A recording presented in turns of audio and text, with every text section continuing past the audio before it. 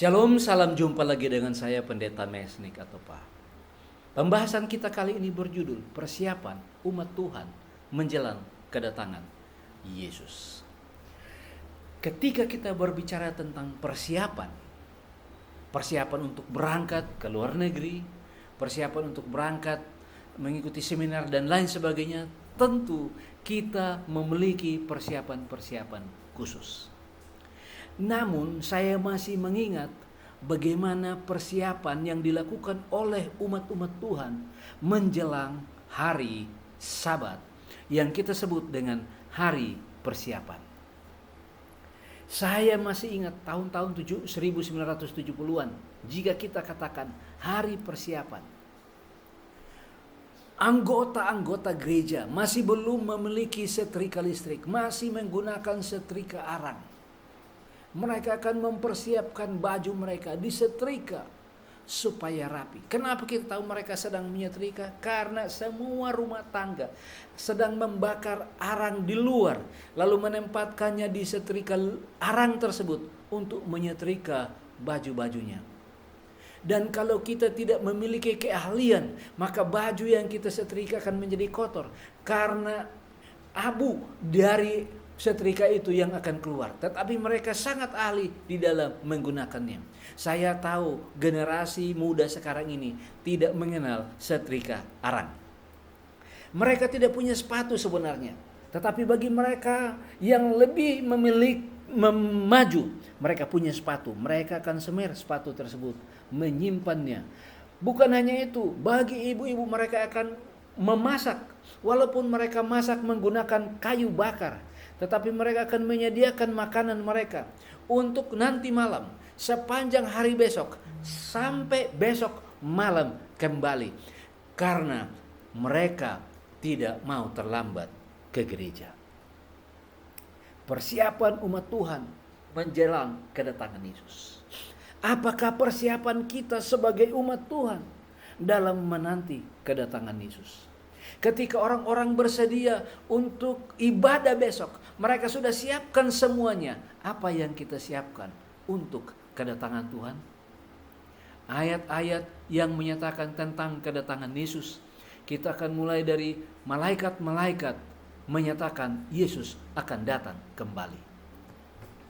Di dalam Kisah Para Rasul 1 ayat 11, firman Allah berkata, dan berkata kepada mereka, hai orang-orang Galilea, mengapakah kamu berdiri melihat ke langit? Yesus ini yang terangkat ke sorga meninggalkan kamu, akan datang kembali dengan cara yang sama seperti kamu melihat dia naik ke sorga. Malaikat-malaikat mengumumkan bahwa Yesus akan datang kembali.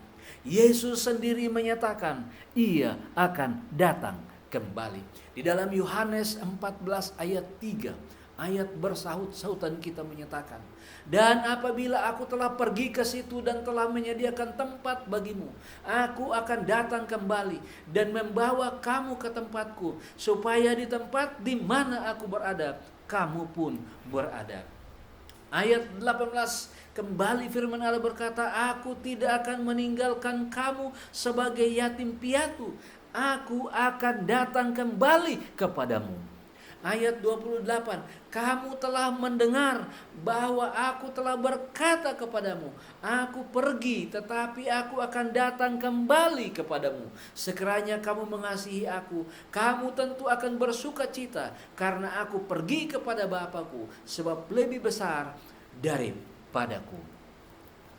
Ayat-ayat di atas memberikan informasi kepada kita bahwa Yesus pasti datang kembali, walaupun tanggalnya kita tidak ketahui. Saya mau ulangi saudara-saudara, ayat-ayat di atas memberikan informasi kepada kita bahwa Yesus pasti datang kembali, walaupun tanggalnya tidak kita ketahui.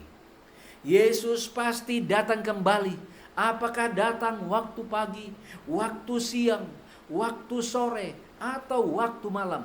Yang jelas, Yesus segera datang kembali. Pertanyaannya adalah, apa persiapan umat Tuhan untuk menyambut kedatangan Yesus? Ada orang atau sekelompok orang yang hidup di desa-desa sudah tidak mau menanam pohon kelapa atau tanaman lainnya karena Yesus mau datang kembali. Ternyata pohon kelapa tetangga sudah berbuah. Ia baru menyesal mengapa ia tidak menanam pohon kelapa. Ada orang atau sekelompok orang yang tidak mau menikah atau kawin karena Yesus mau datang kembali. Ternyata yang menikah tadi di atas sudah menjadi tua. Ia baru menyesal, tetapi sudah tidak ada gunanya lagi sebab dia pun sudah tua. Ada orang atau sekelompok orang yang menikah atau kawin tetapi tidak mau memiliki anak karena Yesus mau datang kembali. Anak tetangga sudah wisuda, baru dia katakan, "Kenapa saya tidak mau punya anak?" Ternyata segala sesuatu sudah terlambat. Apa yang dibuat oleh orang-orang atau sekelompok orang di atas bisa saja penting, tetapi tidak menjadi keharusan dalam persiapan kedatangan Yesus. Saya ulangi. Apa yang dibuat oleh orang-orang atau sekelompok orang di atas bisa saja penting, tetapi tidak menjadi keharusan dalam persiapan kita menanti kedatangan Yesus yang kedua kali. Saat ini ada orang atau sekelompok orang meninggalkan rumah mereka, baik di desa maupun di kota, dan berangkat ke gunung dan tinggal di sana untuk menunggu kedatangan Yesus. Saat ini ada orang atau sekelompok orang dengan sadar meninggalkan kota-kota. Mereka meninggalkan pekerjaan serta posisi mereka. Dan mereka mengeluarkan anak mereka dari sekolah, tinggal di kampung-kampung. Dengan bahasa keren, country living, untuk menantikan kedatangan Yesus. Bagi mereka yang pergi ke gunung, bisa saja memiliki pengetahuan yang lebih maju dan benar. Tetapi bukan hal utama dalam menanti kedatangan Yesus di atas gunung.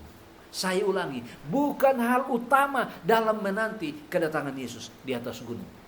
Boleh jadi mereka yang memahami country living untuk menantikan kedatangan Yesus adalah berasal dari tulisan roh nubuat. Tetapi sekali lagi jangan lupa hal-hal utama dalam menantikan kedatangan Yesus yang kedua kali. Bahkan menantikan kedatangan Yesus di dalam gedung gereja sekalipun bisa saja masuk akal. Tetapi itu pun bukan hal yang utama untuk mempersiapkan diri menyambut kedatangan Yesus yang kedua kali. Kalau begitu, apakah hal-hal utama yang harus kita kerjakan atau kita harus miliki untuk menantikan kedatangan Yesus? Ada 3 perumpamaan yang menyatakan kepada kita hal-hal utama sehubungan dengan persiapan umat Tuhan untuk menyambut kedatangan Yesus yang kedua kali yang segera akan terjadi. 3 perumpamaan itu tertulis dalam buku Matius pasal 25, yaitu perumpamaan yang pertama tentang 10 anak darah. Yang kedua adalah perumpamaan tentang talenta, dan yang ketiga adalah perumpamaan tentang domba dan kambing. Mari kita mulai dari perumpamaan pertama, yaitu perumpamaan tentang 10 anak darah. Di dalam Matius 25 ayat 1 firman Allah berkata, "Pada waktu itu, hal kerajaan sorga seumpama 10 gadis yang mengambil pelitanya dan pergi menyongsong mempelai laki-laki." Kita paham betul bahwa Yesus Kristus digambarkan sebagai mempelai laki-laki yang segera akan datang kembali. Dan jemaat ini diwakili oleh 10 gadis yang akan kita pelajari pada kesempatan ini. Di dalam ayat 2 dan yang ketiga, 5 diantaranya bodoh dan 5 bijaksana. Gadis-gadis yang bodoh itu membawa pelitanya, tetapi tidak membawa minyak. Di dalam Mazmur 119 ayat 105 firman Allah berkata, "Firman-Mu adalah pelita bagi kakiku dan terang bagi jalanku." Gadis-gadis bodoh itu memiliki Alkitab, mengajar berdasarkan Alkitab, percaya akan Alkitab, tetapi tidak punya minyak. Lebih ekstrim lagi jika saya mau mengatakan, mereka punya roh nubuat, membaca roh nubuat, tetapi tidak punya minyak. Tidak punya minyak tetap dipanggil gadis-gadis bodoh. Ayat 4. Sedangkan gadis-gadis yang bijaksana itu membawa pelitanya dan juga minyak dalam buli-buli mereka. Gadis-gadis bijaksana punya Alkitab. Gadis-gadis bijaksana baca Alkitab, mengajarkan Alkitab, dan punya persediaan minyak. Itu sebabnya mereka disebut gadis-gadis bijaksana. Bijaksana dan bodoh tidak ditentukan oleh punya Alkitab atau tidak. Bijaksana dan bodoh tidak ditentukan oleh Anda memiliki roh nubuat atau tidak. Tetapi apakah Anda punya minyak atau tidak? Untuk memahami arti minyak dalam Alkitab, maka mari kita kembali ke perjanjian lama. Di dalam buku Keluaran 29 ayat 7, firman Allah berkata, sesudah itu kau ambillah minyak urapan dan kau tuang ke atas kepalanya dan kau urapilah dia. Minyak pada buku Keluaran digunakan untuk pengurapan. Itu sebabnya di dalam Yesaya 61 ayat 1 firman Allah berkata, Roh Tuhan Allah ada padaku, oleh karena Tuhan telah mengurapi aku. Kita sampai di sini. Pengurapan yang dibuat adalah lambang dari pencurahan Roh Kudus kepada seseorang yang diurapi. Dan ini Yesaya sedang berbicara tentang Yesus. Itu sebabnya dikatakan Roh Tuhan Allah ada padaku, oleh karena Tuhan telah mengurapi aku. Ia telah mengutus aku untuk menyampaikan kabar baik kepada orang-orang sengsara dan merawat orang-orang yang remuk hati, untuk memberitakan pembebasan kepada orang-orang tawanan dan kepada orang-orang yang terkurung kelepasan dari penjara. Roh Kudus diperoleh dengan cara diurapi oleh Allah secara langsung atau diurapi oleh hamba-hamba Allah. Pengertian yang lain dapat kita baca di dalam buku Sakaria pasal 4. Di dalam ayat yang kedua firman Allah berkata, maka berkatalah ia kepadaku, apa yang engkau lihat? Jawabku, aku melihat tampak sebuah kandil dari emas seluruhnya, dan tempat minyaknya di bagian atasnya. Saudara-saudara, tempat minyak ada di bagian atas. Ketika kita melihat lampu-lampu sekarang yang menggunakan minyak, apakah dulu sekali yang kita sebut dengan Petromax ataupun lampu tempel, minyaknya selalu berada di bawah, tempat minyak. Tetapi kandil-kandil ini tempat minyaknya berada di atas. Ini adalah lambang bahwa Roh Kudus itu akan diturunkan dari atas, diturunkan dari Allah kepada semua orang. Kandil atau 7 pelitanya, dan ada 7 corot pada masing-masing pelita yang ada di bagian atasnya itu. Ayat 3, dan pohon zaitun ada terukir padanya, satu di sebelah kanan tempat minyak itu dan satu di sebelah kirinya. Lalu berbicaralah aku, kataku, kepada malaikat berbicara dengan aku itu, apakah arti semua ini, Tuanku? Maka berbicaralah malaikat yang berbicara dengan aku itu, katanya kepadaku, tidakkah engkau tahu apa arti semuanya ini? Jawabku, tidak, Tuanku. Ayat yang ke-6, maka berbicaralah ia, katanya, inilah firman Tuhan kepada Zerubabel, bunyinya bukan dengan keperkasaan dan bukan dengan kekuatan, melainkan dengan Rohku, firman Tuhan semesta alam. Kebutuhan utama umat Tuhan dalam mempersiapkan diri bertemu dengan Yesus adalah kebutuhan akan Roh Kudus. Pergi ke gunung untuk menantikan kedatangan Yesus tanpa Roh Kudus adalah sia-sia belaka. Country living untuk menantikan kedatangan Yesus tanpa Roh Kudus adalah usaha yang sia-sia. Matius 25 ayat 8, firman Allah kembali berkata, gadis-gadis yang bodoh berkata kepada gadis-gadis yang bijaksana, berikanlah kami sedikit dari minyakmu itu, sebab pelita kami hampir padam. Tetapi jawab gadis-gadis yang bijaksana itu, tidak, nanti tidak cukup untuk kami dan untuk kamu. Lebih baik kamu pergi kepada penjual minyak dan beli di situ. Roh Kudus tidak dapat dibagikan. Suami tidak dapat membagikan Roh Kudus kepada istrinya atau sebaliknya. Roh Kudus tidak dapat dibagikan kepada anak-anak oleh orang tuanya atau sebaliknya. Roh Kudus tidak dapat dipinjamkan. Tetangga tidak dapat meminjamkan Roh Kudus kepada tetangganya yang lain atau sebaliknya. Roh Kudus tidak dapat dipinjamkan kepada keluarga lain atau sebaliknya. Roh Kudus dimiliki oleh setiap orang.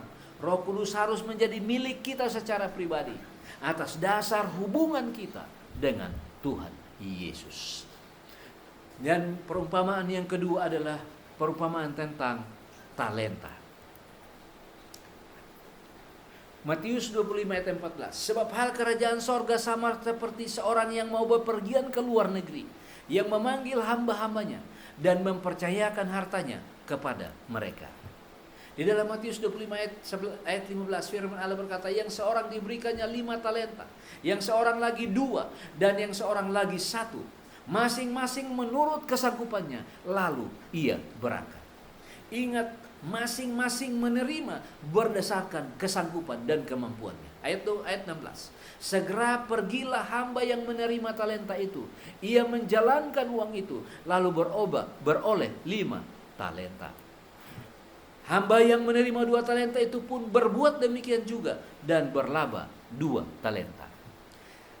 Tetapi hamba yang menerima 1 talenta itu pergi dan menggali lubang di dalam tanah, lalu menyembunyikan uang tuannya.